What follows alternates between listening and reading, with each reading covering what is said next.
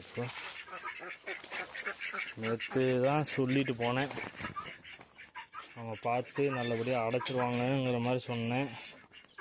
படுவாக கடைசி நேரத்தில் சொதப்பிட்டானுங்க.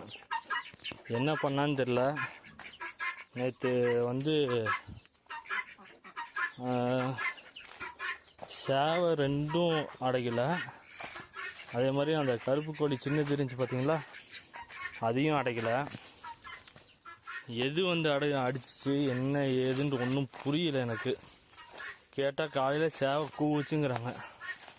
பார்த்தீங்களா, அநியாயமா 2 சேவலும் செத்து போச்சுங்க. எது வந்து அடிச்சிச்சு ஒன்றும் புரியல எனக்கு.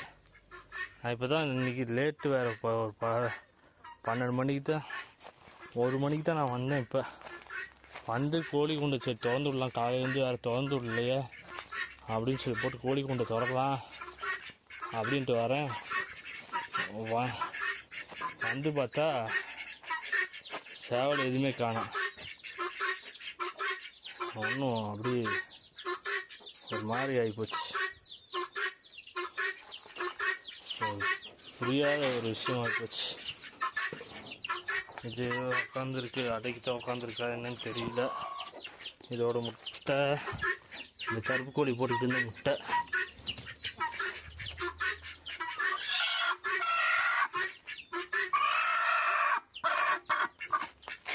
எங்கே இருக்கட்டும். மஞ்சள் கோழி இங்கே உட்காந்துருக்கு, அதுதான் அடைக்கி உட்காந்துருக்கா என்னன்னு தெரியல. அதோட முட்டையும் எடுத்து வச்சிடலாம் உள்ளார.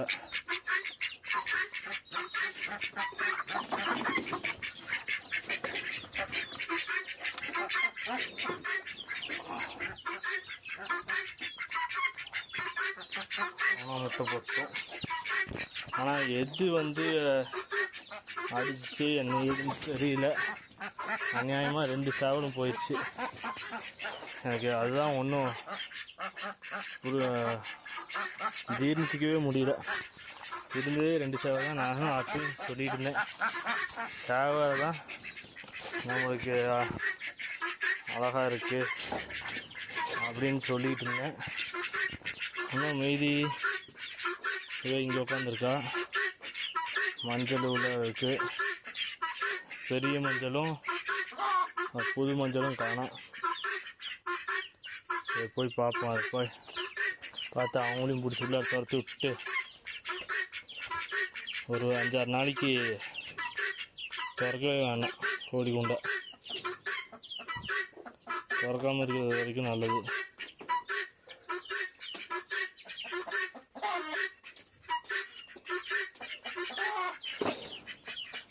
ஒன்றுமே அப்படியே ஒன்றும் புரியாமல் போச்சு. வந்துட்டாப்லையா?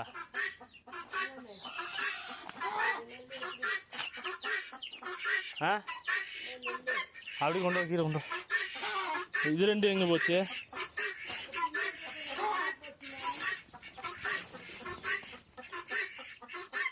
இது கீரி எது அடிச்சிச்சா என்னன்ட்டே ஒன்றும் புரியல. இந்த இங்கே முட்டைக்குலாம் இல்லைம்மா, அது சேவலை தேடிட்டு உட்காந்துருப்பாங்க. நின்றுட்டு தான் இருக்குது. நாங்கள் நிற்கிது, அவங்க பிடிச்சி உள்ளார துரத்துட்டுருவோம்.